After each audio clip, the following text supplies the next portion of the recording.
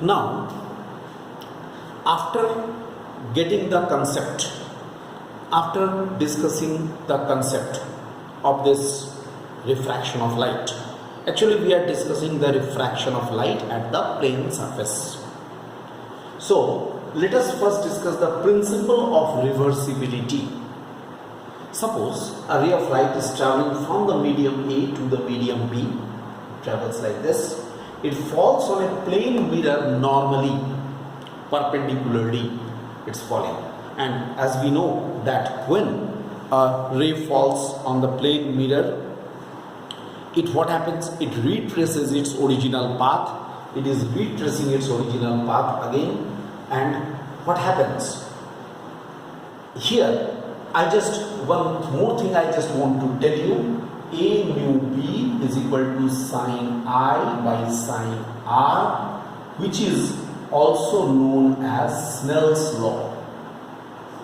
I just forgot to tell you, this is known as Snell's law, a very important law in the refraction at the plane surface as well as the curved surface. It is applied in the curved surface also. Now, when the ray is traveling from the medium A to B, when the ray is traveling from the medium A to B, we have, according to Snell's law, A mu B is equal to sine I by sine R.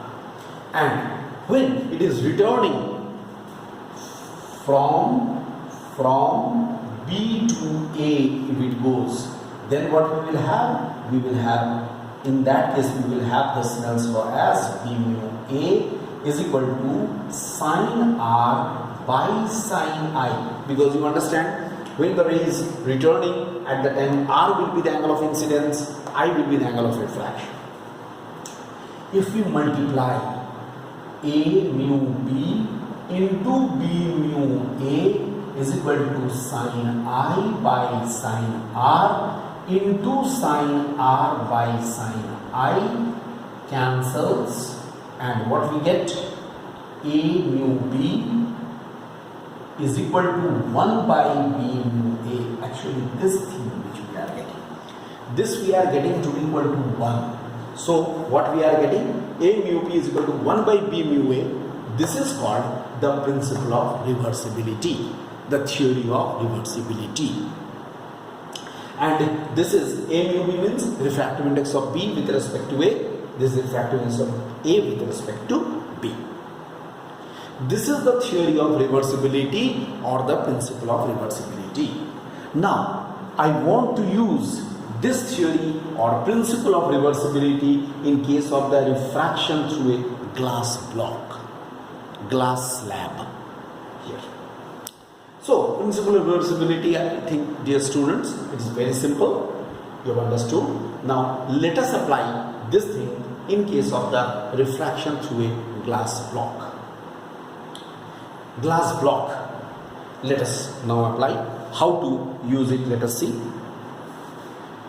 See, first of all, I discussed this is a glass block. All of you are familiar with the glass block. It is like a rectangular solid.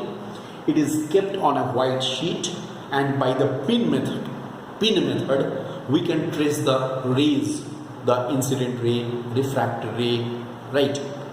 And last, emergent ray. This is called the emergent ray. PQ is the incident ray. QR is the refracted ray. RS is the emergent ray. These rays we have traced. I is the angle of incidence. Look here. I is for the angle of incidence. R is the angle of refraction. Here, according to geometry, if this angle is R, this will also be R. Here is the angle of emergence. Alright? Angle of emergence. Very simple figure it is. I hope all of you must be aware of this figure. So, how to apply? I just remove it from here so that we can have some space to discuss. Now, what we shall do in this case? Look, when the ray is traveling from air to glass, air to glass, when the ray is traveling from air to glass, A mu G is equal to sine I by sine R. Actually, this is the first refraction. There are two refraction taking place. One refraction here, another here. When the ray is traveling from glass to air, here glass to air, at that time we have G mu A is equal to sine R, here sine R by sine E. This is for the second refraction. Second refraction. Sine R by sine E. Okay. Now, this is here sine by principle of reversibility. Reversibility. क्या होगा? A mu G should be 1 by G mu A. A mu G is what? Sine I by sine R equal to sine E by sine R. Sine R cancels, which implies I equal to E. Very important expression we are getting. I is equal to E. Angle of incidence is equal to the angle of emergence. What conclusion we can write? We can write that if refraction takes place through two parallel faces of a transparent medium, you can write, if the refraction takes place through two parallel faces of a transparent medium, then angle of incidence is equal to the angle of emergence. Then angle of incidence is equal to the angle of emergence. Alright. In this case, angle of incidence is equal to angle of emergence. I can produce it in this way. What will happen? Incident ray and emergent ray will be parallel to each other. Incident ray and emergent ray will be parallel to each other. I have produced incident ray. These two are parallel. And if I drop a perpendicular on it here, this is small d. Look, small d. This small d is known as the lateral displacement. This small d is called the lateral displacement. Look at this. मैं यहाँ पर lateral displacement का value निकालना चाहता हूँ. ठीक है? Lateral displacement. कैसे निकालूंगा? I want to find out the value of d. Let us put here from R, it is m. Okay. And suppose this R, better I write R here, then this angle should be, I hope dear student you are agreed, it should be I minus R, because the whole thing will be I, from which R will be subtracted, I minus R. In the right angle triangle RQM, okay, I take the right angle triangle RQM, take the right angle triangle RQM.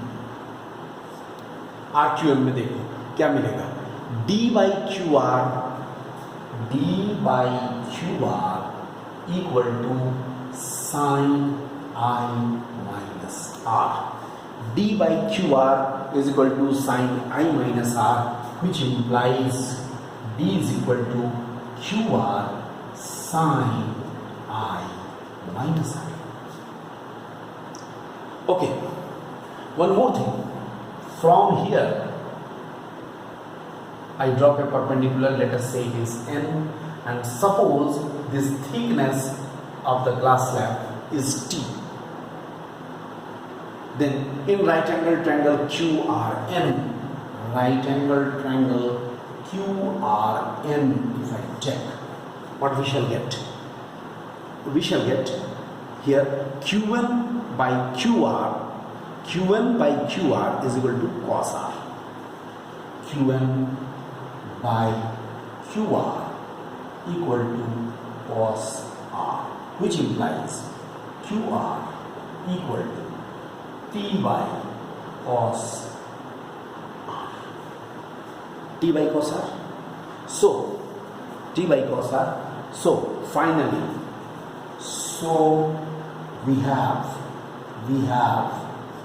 D is equal to how much? यहाँ से ले लो D का value T sin I minus R by cos R. यही हो जाएगा lateral displacement. Look at this. The lateral displacement which we are getting from here, that is this. From this discussion, we are definitely coming to this point that when the refraction takes place through two parallel faces of a transparent medium, the angle of incidence is equal to the angle of emergence and incident ray is parallel to the emergent ray. These things we have already discussed. Alright? Okay.